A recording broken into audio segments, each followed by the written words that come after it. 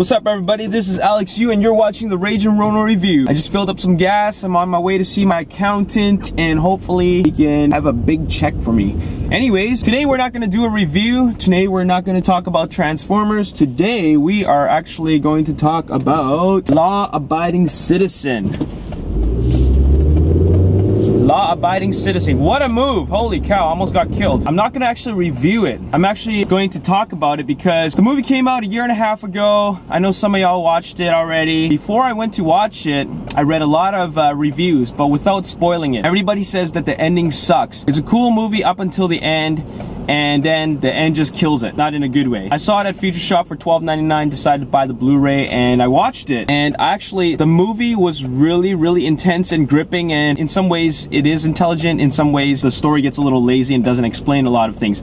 But anyways, the premise is very interesting. What I want to talk about is the ending. So if you don't want to be spoiled, or if you haven't seen a movie and plan to watch the movie, stop the video right now. Like, stop right now. Like, there's no turning back after I start talking about this, so stop the video right now. So in the ending, it gets revealed how Gerard Butler's character is pulling off all these murderous acts from his prison. All this time we keep on thinking that he has an accomplice who helps him out, but no, he actually had it all pre-planned out, and that's how he pulls it off. But the ending is what kills it for the movie. You can have an amazing movie, but if you have a crappy ending, your movie is dead. Your movie is done, and people will only remember the movie for the ending and how bad it was. So that's what happened for Law-Abiding Citizen. What had happened is that Jamie Foxx's character ends up killing Gerard Butler's character with Gerard Butler's own, like, giving him a taste of his own medicine by using his own bombs on him while he was in prison. So he outsmarted him. It's kind of like a cat and mouse thing. And a lot of people saying, oh man, are you crazy? That's a crappy ending, because all Gerard Butler wanted to do was save his wife and kid. And Jamie Foxx's character, he's never there for his family,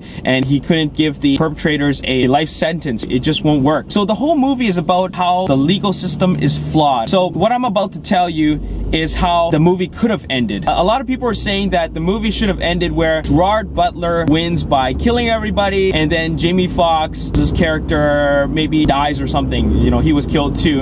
And that way Gerard Butler's character gets justice, and that's how it ends. But that would still be an equally upsetting ending, because first of all, this is a Jamie Foxx movie. He's top billed in this movie. The movie is made so that it looks like that Gerard Butler is the bad guy, when in fact there is no real good guy in this movie. The only reason why we root for Jamie Foxx is because he's Jamie Foxx. He's a lawyer. But actually, Jamie Foxx's character, when you really think about it, is not really that great of a character. I mean, great of a person, like a human being. Gerard Butler, all he wanted to do is get justice. He might have his own version of justice, but it's still justice, kind of like street justice. But a lot of people are saying that the ending just doesn't work, and they should have had the roles reversed where Jamie Foxx dies instead of Gerard Butler. But I think that that wouldn't work either, because Hollywood and the general public, they can't accept endings like that. Not everybody will end up being happy. There's only one way to go. First of all, people were complaining that because Jamie Foxx's characters won in the end and survived and end up killing Gerard Butler's character, there was no lesson learned. Everything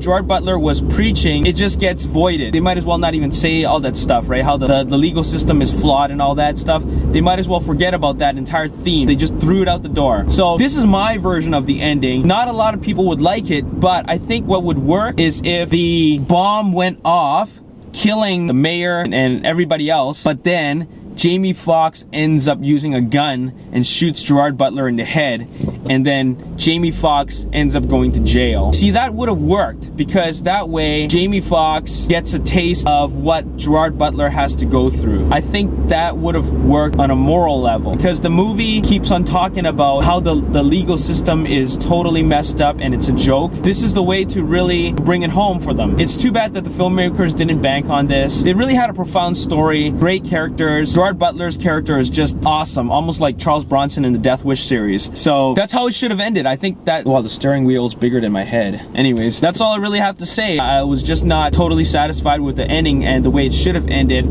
should have been a way where both parties lose or both parties win. Jamie Foxx wins because he got his own justice. Gerard Butler's character wins because he was able to prove to Jamie Foxx that what he's been saying all along about the legal system. Because Jamie Foxx, he'll end up going to jail because he ended up killing Gerard Butler. Jamie Foxx said earlier in the movie, it's not what you know, it's what you can prove. And while Jamie Foxx is in jail, he's taught a lesson. In fact, the whole audience is taught a lesson. There's a lesson to be learned. So I still think it was a decent movie. I'm not going to be as hard on it as other people were about the ending, because not mainly because I went into the movie knowing about that it had a crappy ending, but I don't discount all the things that happened before the movie ended, which was that the movie was very gripping, it was very intense, it was brutal, very visceral. I think it just made us keep on guessing, and we just want the movie to keep on going forward so we can find out how he does it. Anyways, that's really all I have to say. This is Alex Yu, and you're watching the Ragin' Ronin Review. Peace!